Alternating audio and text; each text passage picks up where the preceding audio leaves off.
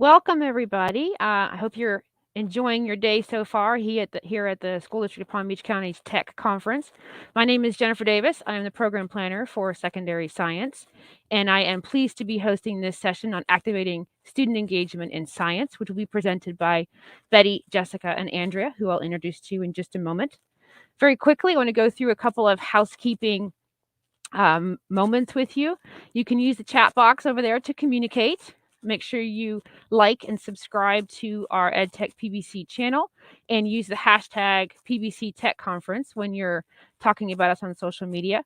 You'll notice in the chat that moderators have wrenches, and so they can answer questions and help you out with things if you have any additional questions. So without further ado, I would like to introduce to you Betty Eck and Jessica Claussen. They are educators here in Palm Beach County and science educators, and we are super proud to have them here. Andrea Kennedy will also be presenting. She has a pre-recorded video here, and we are excited to hear from her as well.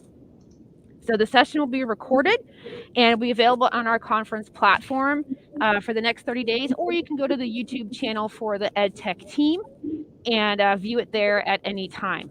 Thank you, Mr. Miller. We love our shirts. We really appreciate you guys providing those. So make sure you like the video and subscribed, and we'll have a giveaway at the end of the session. So make sure that you are participating there. So without further ado, I am going to let Betty and Jessica introduce themselves, and then Betty will take off. So how about Jessica first? Thank you. Hi, I'm Jessica Claussen, and I am a science teacher at Palm Beach Gardens High School. And I'm going to talk to you about 3D printing, so stick around for that. It's going to be really exciting. Okay. And Betty? Hi, my name's Betty Eck, or if you have to email me, it's Elizabeth. And I'm the instructional department head at Coniston Middle School in the science department. And I'm going to be talking to you guys about how to use Pear Deck in everyday instruction. All right. And in between those two, we'll have Andrea Kennedy from Congress Middle School. So be sure to watch out for that video. It's coming up just after Betty. So without further, I'm going to let Betty take it away. Thank you so much.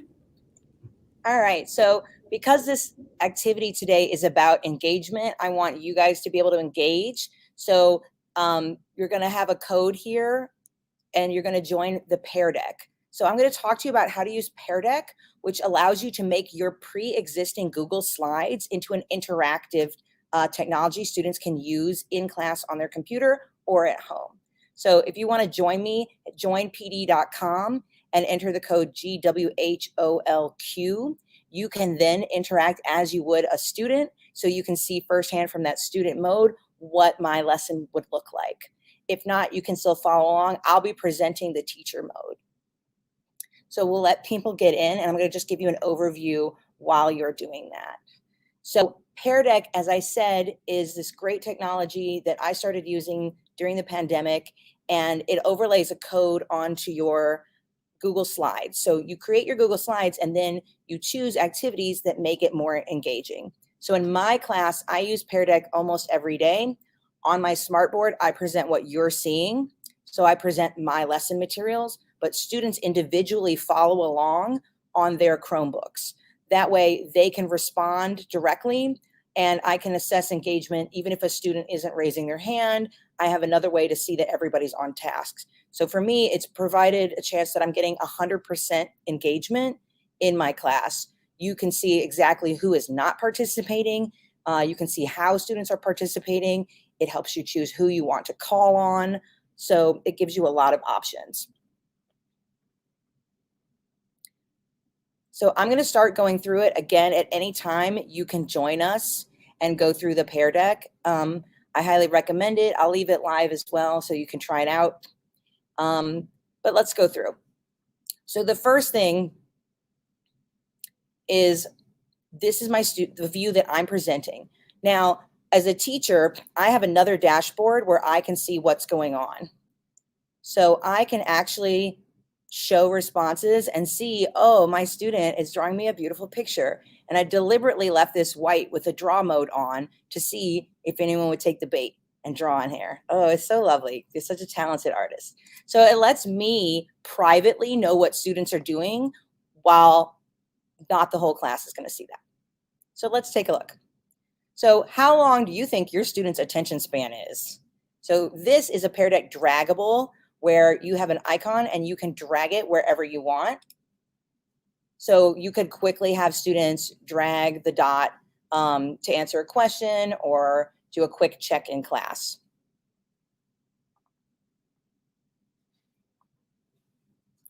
And then I can see, when I look to my screen, I'm having two monitors. So my other monitor, I can see what my class would be doing. And they put, the consensus right now is 0. So pretty much. So the engagement strategies that you have here, we have this deck on the side. These are the different things that we can apply to our Google Slides. So I have text, and some of these you can do for free, but with the premium subscription my school has purchased, I can do drawing and draggable. If you have the free subscription, you can still use text, multiple choice, and some of the other features. So I can have students write. I can provide a multiple choice question.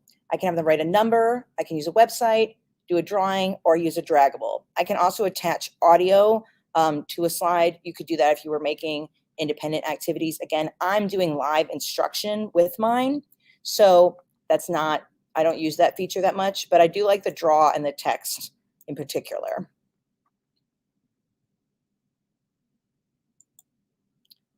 So we'll go through basically a couple of them. So what is not a characteristic of a mixture?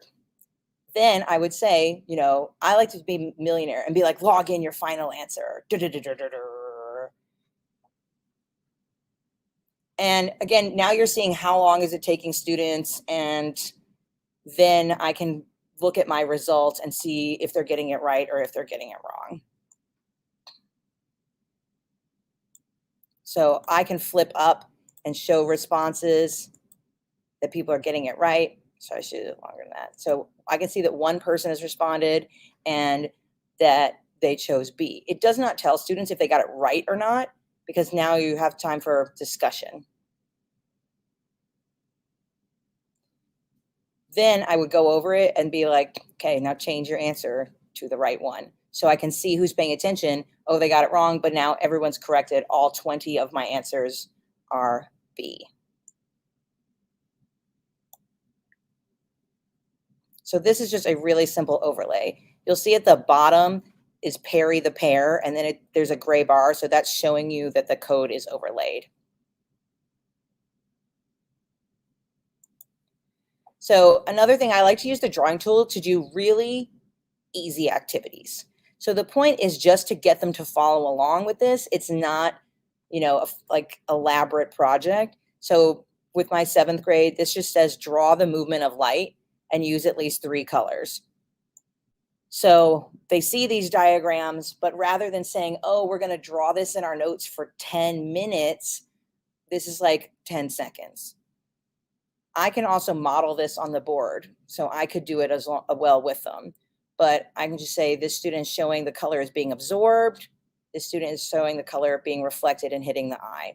These are just really easy clip arts that I threw in here, but now their ability to draw on them is something that, you know, literally, like I could say, like, you get 30 seconds for this.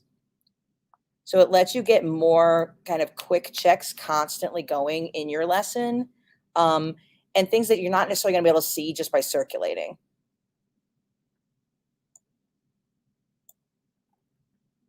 If you guys have any questions at any time, feel free to ask also, and the moderator can put them up for me. So again, I like this because this is really simple and just really fast. Now, I could do a longer activity. So I could do some guided practice. So before I send my students off to work independently, I might have put a snapshot of a worksheet or something in there, and I can use the drawing tool for this.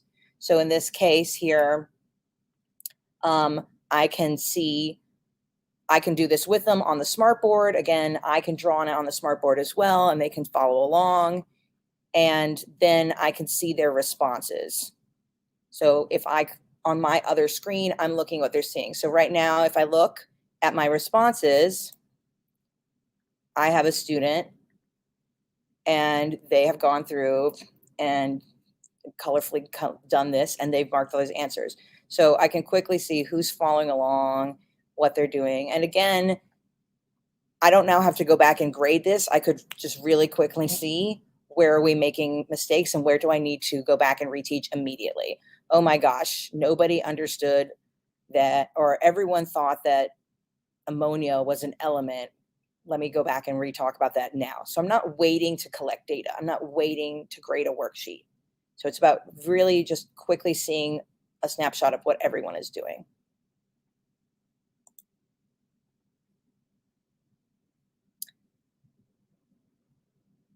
So here's another example.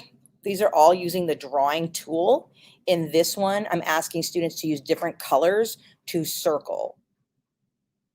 So again, the previous was a worksheet that I just screenshot and put in. This one was just text that I put in and moved around, and I'm asking them to do. So these are really quick activities. I could also have them do this independently, and I can monitor who's doing their work. So I can see someone right now who is in there coloring. So I can see in live time exactly what they're doing. And then I can go, it allows me to say, I'm going to go over there and confer with them, or I'm going to be like, Jeremy, do you think you got all the elements? Maybe you missed one. So it's really targeting who I'm going to confer with.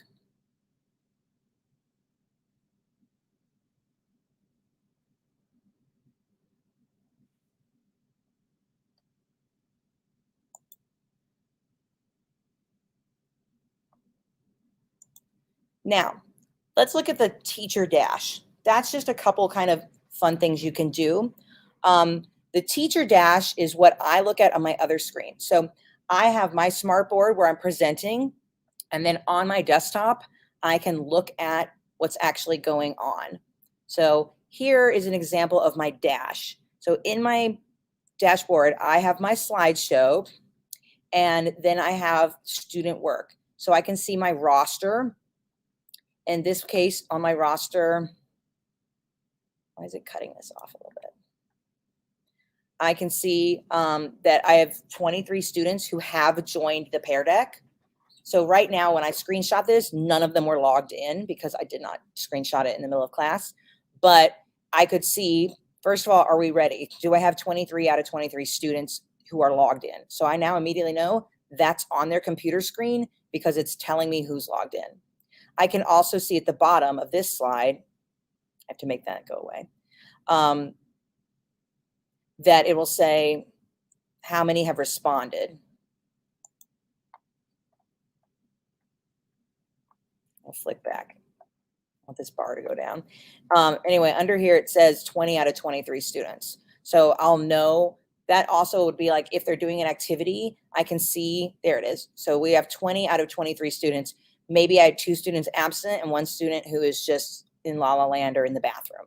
So it helps me gauge how long I need to give them to do an activity. Often I'll do this because I'll have them do a writing prompt, and I'll look and I'll see like, oh, only 3 kids have gotten this done. I better give them another 2 minutes. So it helps me time manage as well. And then you start to see who are your kids who are like the last ones to start every single time. You'll see also that I have this marked as student paste. So what that does is it allows you to click to any slide you want. So as I'm talking, you could go ahead in the lesson or you could be behind. I do this for flexibility because my students also have to take notes off of this. So they're doing Cornell notes from these slides. And then we maybe are showing a video, but they can be like a slide behind finishing their notes. So it allows them some personal accountability to make sure that they're completing the activities as they move through. It also means that when they go home, they have access to every slide. So if they are absent, I can just say, we did this part of the deck today, and they can go through and they can still do all the activities and see all the information presented from the videos that I embed to the notes.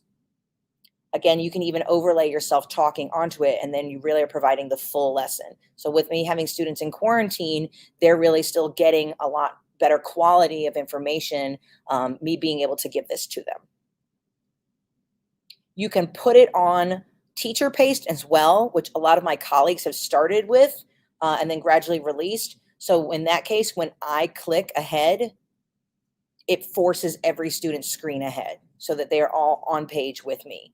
Again, the only issue is if you are asking them to do something and they're not done, and sometimes you want them to just move on, like we're done with this. But as I said, I like to give them that flexibility because I'm teaching them that they need to time manage themselves and say, how am I going to get this done, or what do I need to do? So other things I can see in the dash. At the bottom of the dash, this is my favorite part. Who didn't do their work? Okay, so I can see what's going on. So, and then here I put on the interactive a number. How many students haven't completed their work? So I can embed, again, like a question into anything.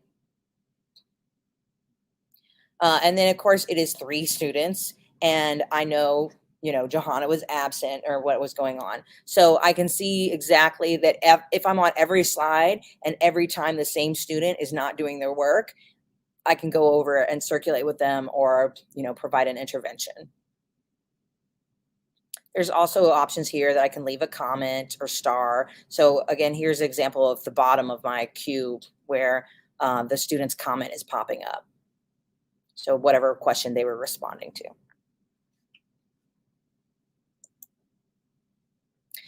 to. You can see the outline of all of our student work. So here in that activity that I showed you, here I can see many students. So I have kind of this thumbnail of their work. So I can see, it says here, circle the student who needs a teacher check. Who's falling behind? I just got this student science fair project too, and she looks like she needs a teacher check on that also. So yeah, so again, I can just quickly see kind of, are they making progress on this? In this, I can actually kind of assess this because they're drawing particles. So I can kind of tell, even without having to open them, a little bit of what's going on. So very quick for me. And then you can also overlay where I see everyone's responses at the same time. So here we're doing a test review and I can see the majority picked A. So there's a jillion circles on here, but 2 kids picked 4. Now I can go through and be like, who were those kids? And I can target them and review with them. Or I can see absolutely everybody got it. Hooray.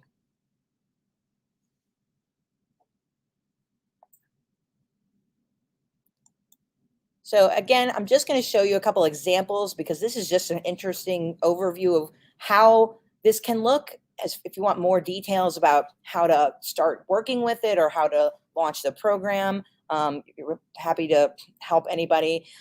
Here they're drawing the hydrosphere, atmosphere, and biosphere interacting. And again, this is kind of fun and the student is having a good time, but it does meet the criteria. They have, you know, the sky and the ocean and a shark attacking somebody. 10 out of 10. Good job, student.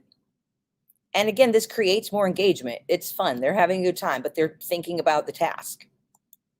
Here's another one. How would you rate this? They're supposed to be putting the organ systems in order from least complex to most.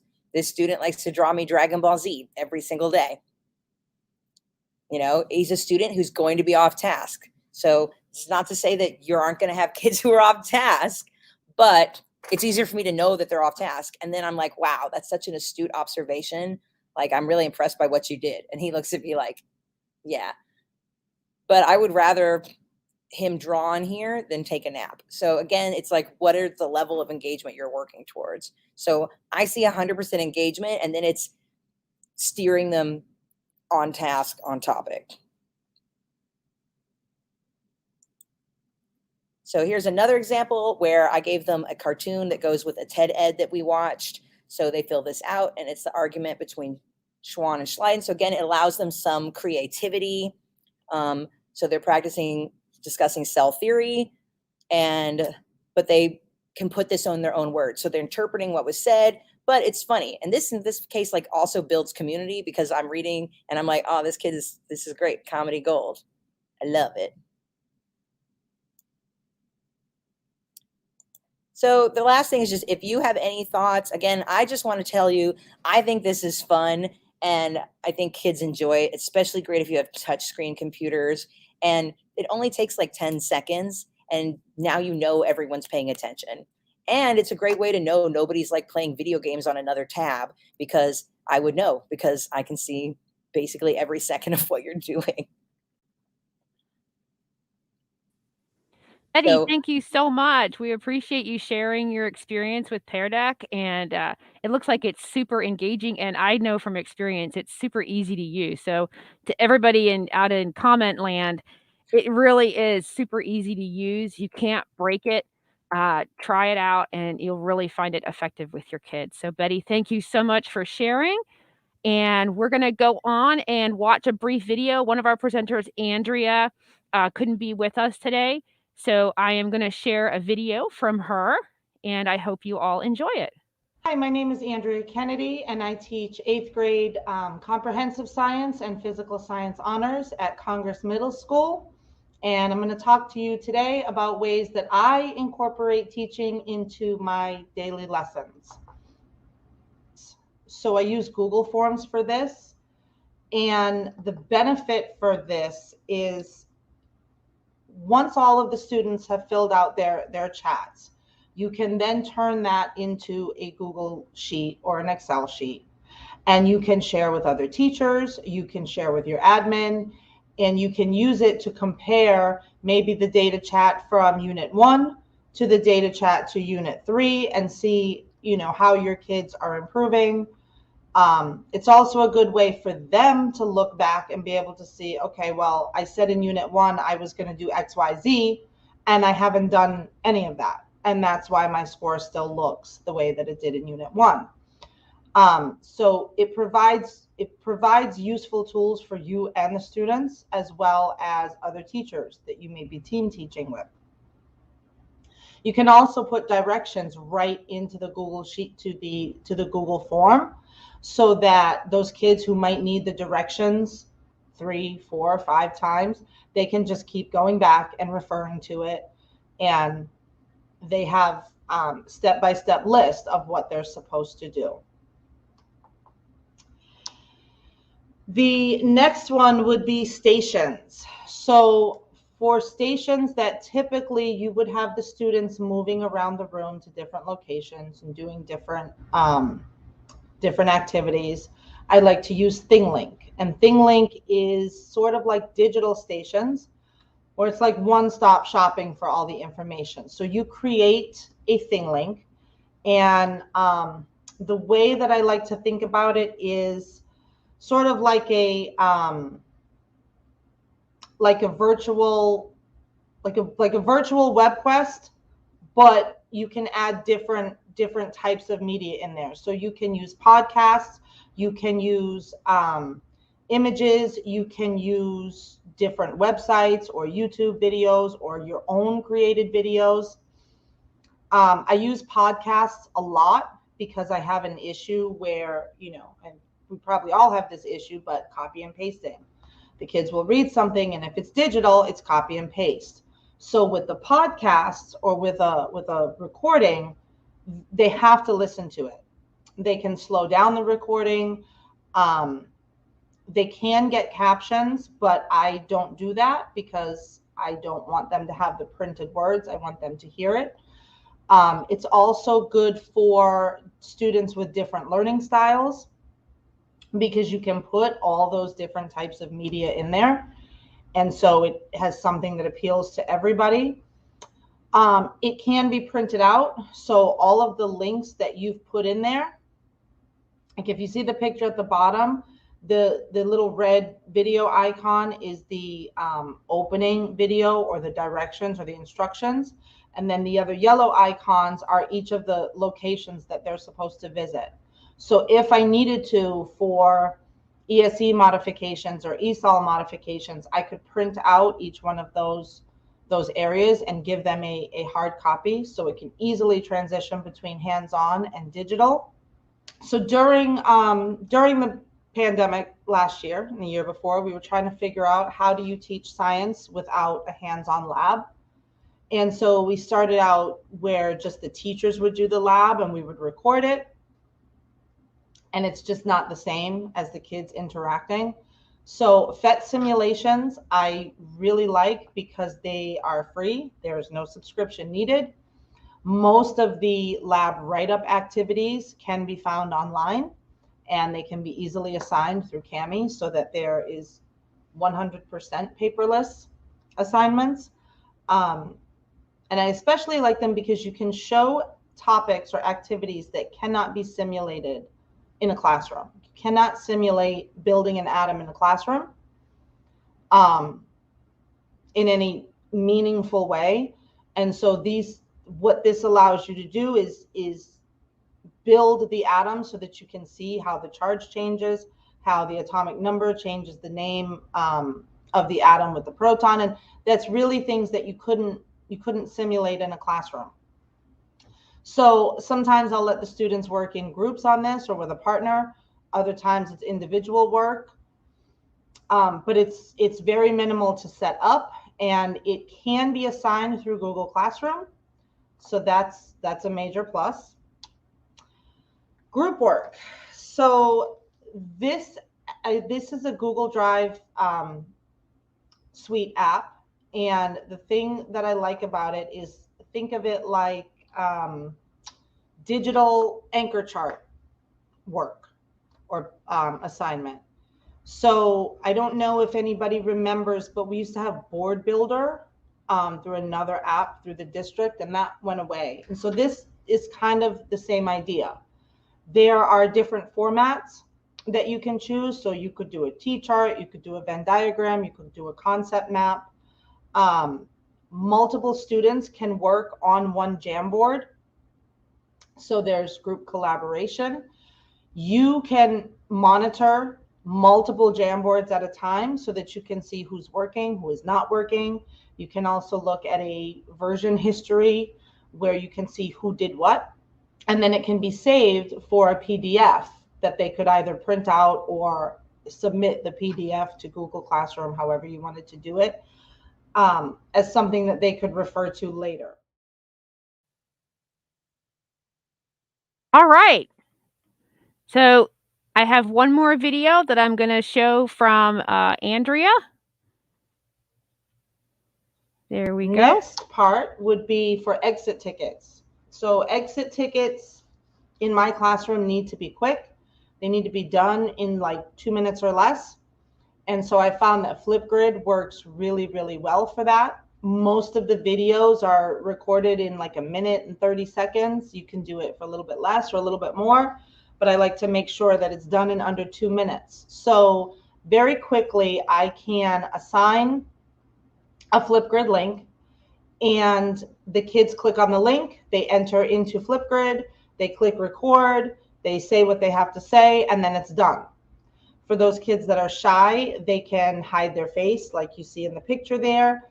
They can alter their voice. It does not have to be a recording of them. They could throw slides up there or, some other sort of post. When it posts to Flipgrid, you have the option of keeping each entry hidden so that only you can see it, or you can open them up to the class so that they can comment on each other's, and it opens up for discussion. So what I like to do is I like to post the exit ticket assignment as a video on Flipgrid, give the kids the link, they go on there, they hear what I want them to do, and they do it, and it's done, and it's all done in less than 2 minutes. First one would be Adobe Spark. And the part that I like about Adobe Spark is it gives the kids a lot of formats to choose from. They can make a social media post or a web page or a flyer or a little quick video. They can add different types of media into it. They can add their own music that they upload, or they can choose from a music library that Adobe Spark gives them.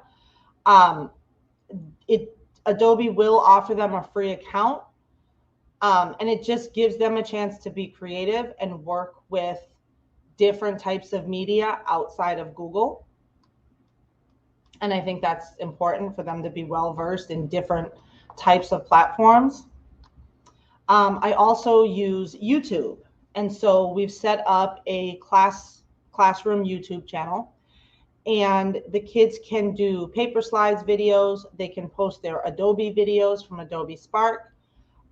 They can make their own videos, you know, whether they're acting out something in the classroom or they're making a song or something of their own creative mind.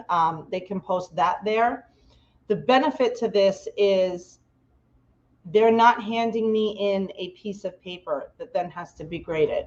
They are responsible for creating the product and then uploading it so that it can be viewed. Obviously, you have controls where you can limit comments, and you can, if you don't have permission for the student to be shown, you can hide it so that only you can see it, so they can still turn it in. The thing that I like about it is it allows parents to be able to just go on and subscribe and look and see, you know, what's going on in the classroom. And I tell the kids all the time, you know, you subscribe to my channel, I subscribe to yours. That's how this works, because they love to video blog themselves. They love to just be on video, and they love to gain followers. So this is how I tell them, well, you want me to, and you'd be surprised when you do follow your kids back and you see not only what they're capable of, but what they're doing in their spare time. It's always very interesting. I also use it for homework help. So for example, science fair, when they're filling out their research plan or they're choosing their topic or they're doing their research paper, I have created videos where I walk them through step by step what to do. And that way I post the video. So when a kid says to me, Miss, I don't know how to do the sources pages. Well, did you watch the video? Because it tells you. And so that helps me to not have to repeat things over and over and over. Aside from classroom instruction, lesson plans and daily agendas. So this year, I know that my admin likes our lesson plans on a Google Doc. And I found myself writing the lesson plan on the Google Doc, and then writing it on a daily agenda with Google Slides, and then writing it on Google Classroom.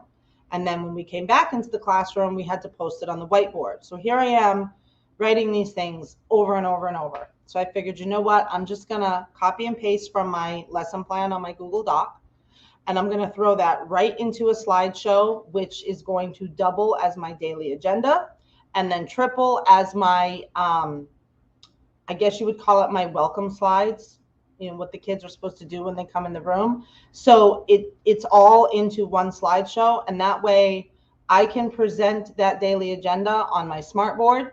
And so that daily agenda also gets copy and pasted onto my Google Classroom stream.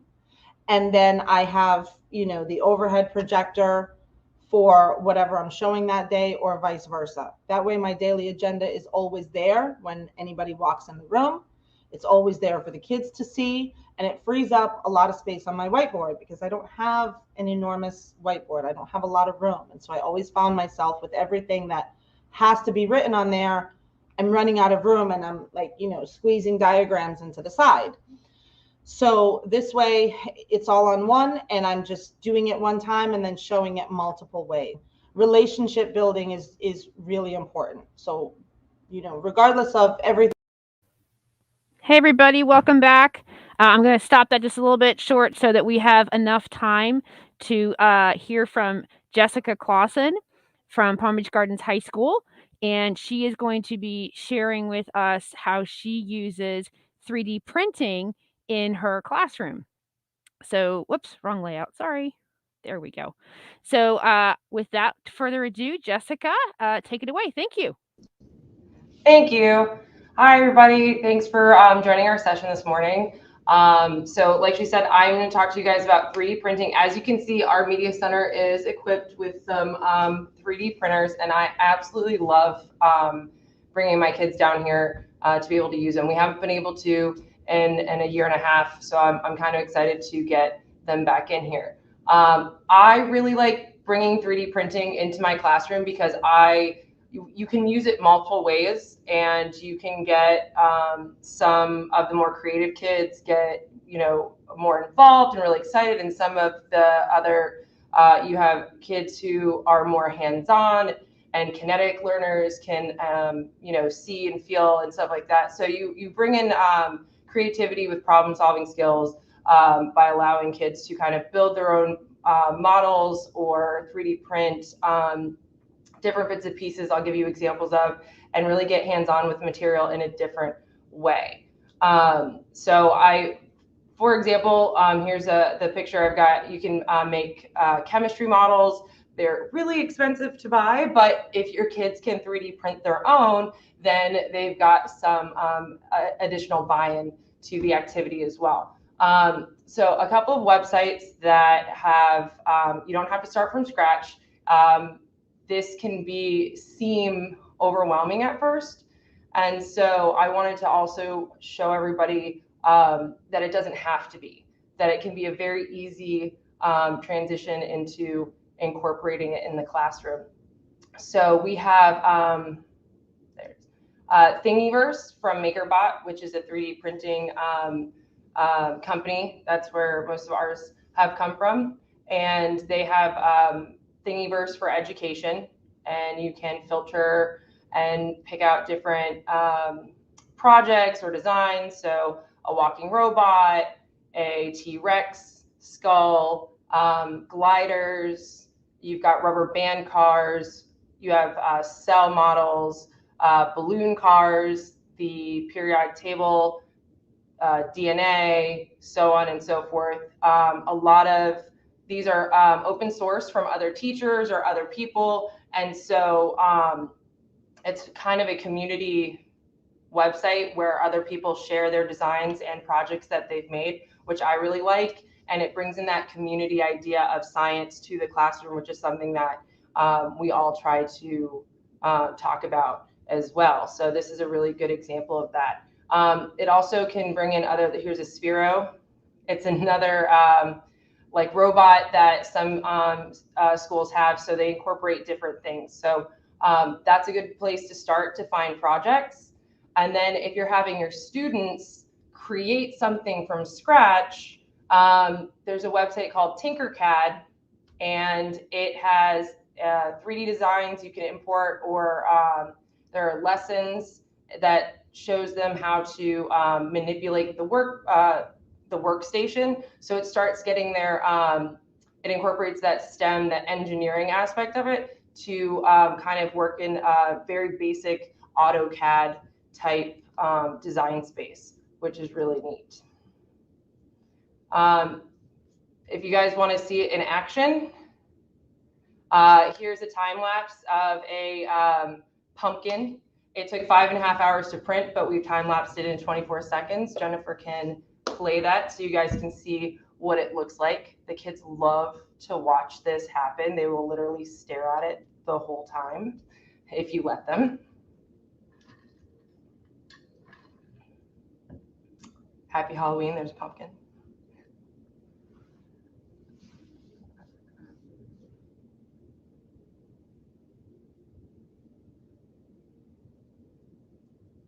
So it does take, that one took about 5.5 hours. This is not a quick process, but it is a lot of fun.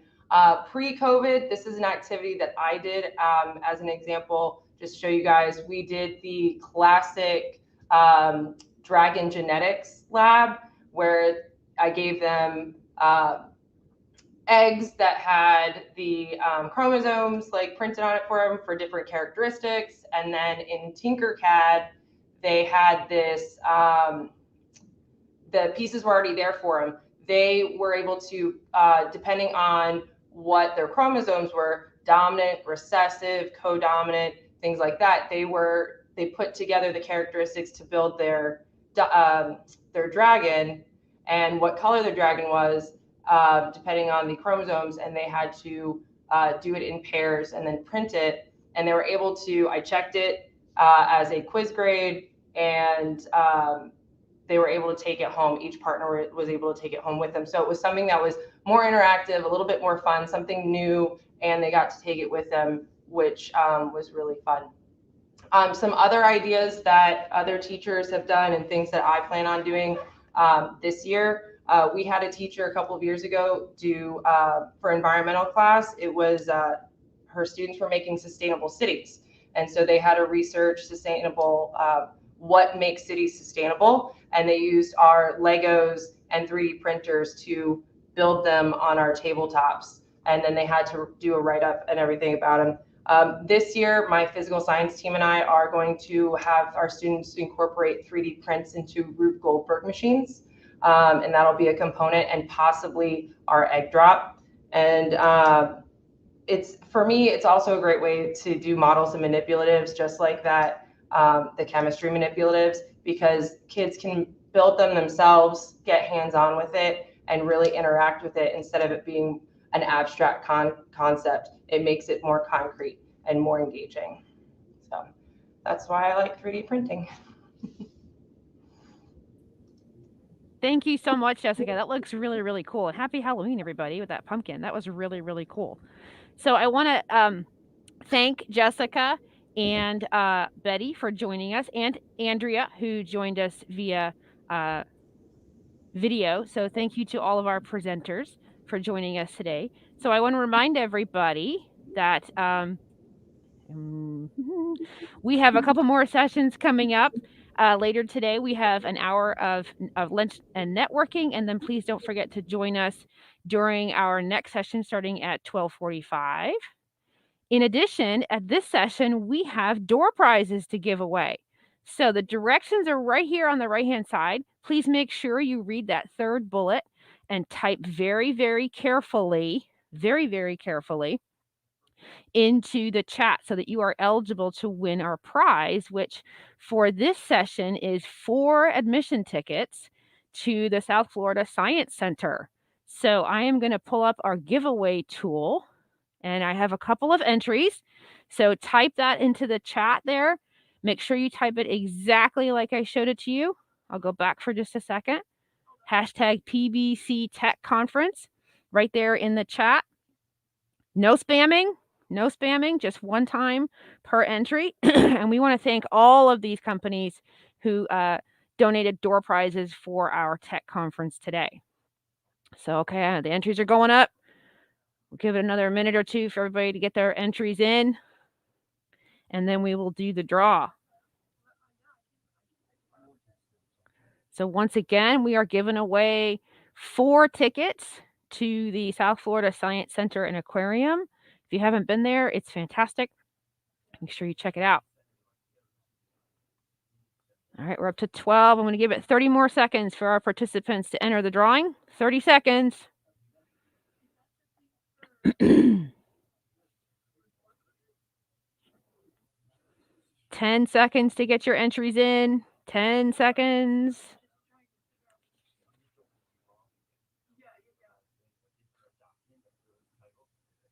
5, 4, 3, 2, 1. We're going to draw our winner.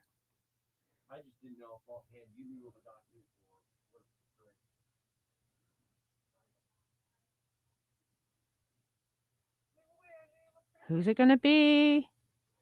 And the winner is Deidre Harris. So Deidre, please make sure to send an email to John Shoemaker at pauls.org. And I am making a note of your name as well, so that we will make sure that we get your prize to you. So congratulations to our winner. And again, you've won 4 tickets to the South Florida Science Center. So thank you to everybody who donated prizes and everybody who came to our session today. And once again, thank you to our EdTech team for putting on this amazing conference and offering us all of these opportunities to learn and engage with each other about great technology and education. So thank you so much. And once again, thank you to Betty and Jessica for joining us today. And we appreciate everything that you shared with us.